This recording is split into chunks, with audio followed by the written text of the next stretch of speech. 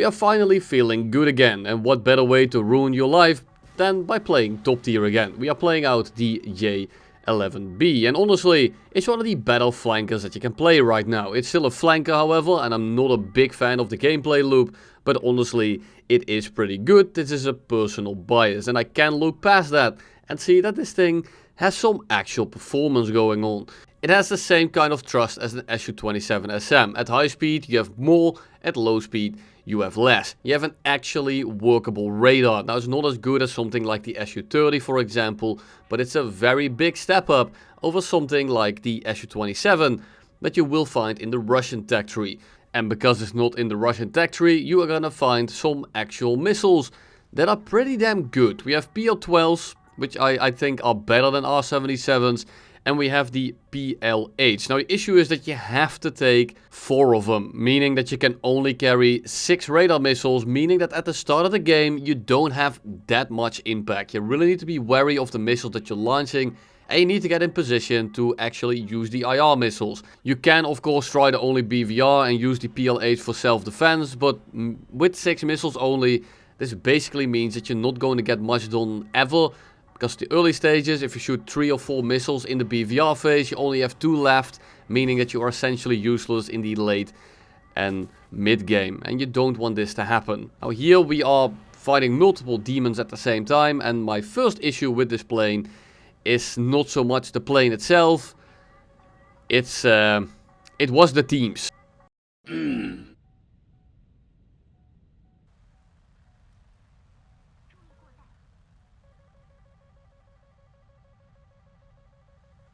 For some reason I started off with a 24% win rate. We clearly won that one, however, because we are the GOAT of the game. Keep in mind, you are still in a flanker, and most of the planes that you run into will be able to outduel you if you get into the merge. And this plane does not have R-73s to crutch on.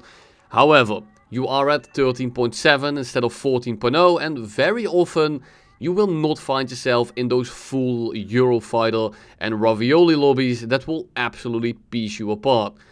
You still get lobbies with a lot of them, do not get me wrong, 14.0 is still a very common place at this BR.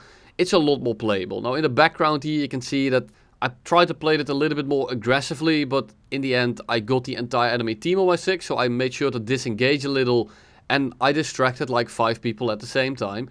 I flew towards my teammate in the Su-30, and they didn't follow me. So what ends up happening is that they kind of give me their side and their 6, while the Su-30 is also behind them, and I can come in from the second row. The way you play this thing is kind of debatable. There's multiple ways to do it. I preferred to play a little bit more aggressively in the up tiers, because I know that my flight model doesn't hang, I don't have the abundance of missiles, and I can't really carry 1v many in this thing reliably, so I decided to try to make my mark at the start of the game and see if I can snowball it from there. Now this didn't really work out at all, because my team kept dying despite doing that, and I was just getting absolutely stomped. At one point I lost 15 games in a row, and I managed to get like 3, maybe 4 kills those games every time, but I still died in all of them because I ended up in like a 1v7, as you saw at the, I think it was the intro clip where I did the funny meme, haha. But yeah, terrible experience. Let's go back into the game. Now here we have a bit of a down tier, and I know that in the down tier I can make the performance work a little bit better, because well, I don't have those ridiculous airframes in the lobby that will destroy everything in the game. The flanker at 13.7 is more than fine.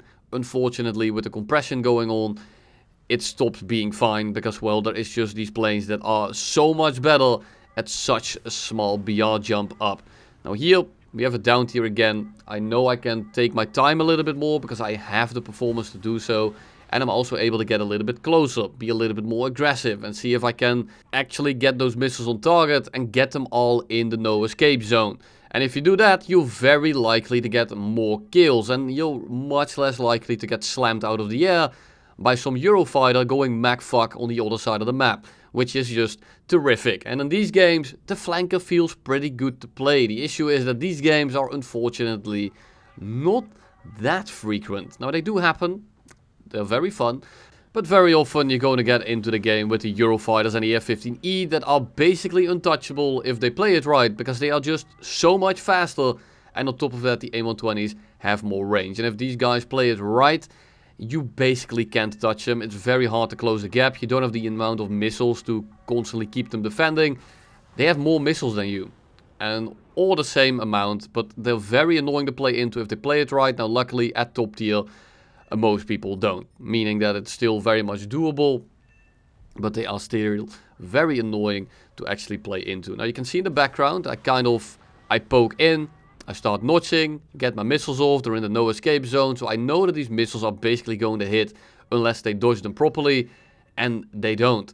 Now there's another kill right there, we kind of disengage and we loop back around to the back line of my team. You can tell that I'm kind of just being rear guard here, and every time my team moves forward, I move back in behind them. Now there's one issue with this playstyle, and that is that you might end up with very little kills since they're all gonna be killed by your friendly. So you do want to be making sure that you shoot at people that are not actually being shot at. So you can do this by either shooting at the back row instead of the front row. This way you get a bit of a bigger chance that your team isn't shooting at them just yet, because they will be shooting at the closest guy first.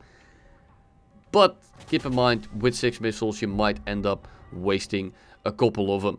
After being rear guard, you are a little bit above, so it means that once the furball develops, you can get above and behind them and use your PL8. Look on the left side of my screen. That was an absolute landmine. That thing was going like 2 kilometers an hour, and that is, well, I guess it's an air mine, har, but it's just a major skill issue, I guess. Now here we start going in a little bit later. We staggered with our team, and instead of being aggressive, I tried to be second row from the start, and it ended up working out pretty decently. Now, this didn't end up working out very often, because my teams were honestly so bad that I couldn't even rear gun for anyone, because my team would be going everywhere. We'd have one guy on the left, one guy in the middle, one guy on top, one guy scamming the deck, and there were people literally everywhere scattered about, and I couldn't really assist a dedicated group because there were no groups. People were just moving out as a massive line. You know, when you spawn in like Golan Heights air spawn, and you all spawn in this massive line. Imagine if they all flew in like that, thinking that we are like a medieval formation. It was almost impossible to assist anyone like that. In this game, my team was flying a little bit more in groups, so I'm able to stay behind them, be the sniper, and just kind of pick people off. Because this is one of those up tiers where half the enemy team is in 14.0s, and I don't really have the ability to contest them other than with my missiles. My airframe was still pretty good. Keep in mind, the upgraded engines means that I'm actually able to hold my speed in the defense. I still don't want to get close to these guys. I'm going to get absolutely rinsed. So I try to keep my distance a little bit in these lobbies. But if your team doesn't actually hold a little bit of a formation where they kind of fly together, it's almost impossible to support all of them, because they are just scattered about everywhere, and I don't have the range on my missiles. I don't have the amount of missiles to just kind of lob them off. And when your team does stay together, you can play it like this. And that is how you play almost every top tier. But with a flanker, you are kind of forced to do so. Now here, I think that the biggest change of this plane is going to be for the sim community, because the radar actually works. It sees when you are looking at something, and the refresh rate is just so much better. I mean, look on the right. I'm actually able to keep track of multiple opponents without any issue whatsoever. I'm just pointing in my nose. I'm keeping it kind of narrow because it's kind of a habit from playing the flankers, I guess. We guide in the missile. We turn out. I just see too many guys there, and this is a little bit of more of a down tier. So I'm gonna get one missile off. I see that entire group coming in, and I disengage. Now there is 2 things that I still want to talk about. First one is the RWR and the Mars. Mars turns off every game now, or turns on. So I have to turn it off every time, because you will absolutely blow through your countermeasures in like 2 or 3 missiles. I turn it off and I just rely on the sound that it cues. If it starts beeping at me, I know that the missile is going to be close and I need to be a little bit more defensive. Secondly is going to be the radar. And now every time you have someone on site and you de-lock them or whatever, your radar doesn't reset to the middle again, and you need to bind another key. It's called like reset radar sight, scope, bore sight. I don't know exactly what it is, but you need to be able to reset it back to the middle, because often it just gets stuck looking directly into the sky. And it's incredibly annoying. Now I'll put it on the screen so you can see what it is. I forgot the actual keybind and I'm doing this in a singular take as per usual. But yeah, another key and you have to press Mars every game now. I just turned it off before and it would be turned off for the rest of the session. Unfortunately, that isn't possible anymore. Now here we engage the furball again. We held back a little bit, we have a little bit of altitude, and I'm in position to actually use the PL8s. I noticed missiles coming up, I managed to go over the missile, we kind of notch it, but we just kind of outpull it, drop down, and instantly slam the entire lobby into submission. And we kind of left our mark. We've already won the game here.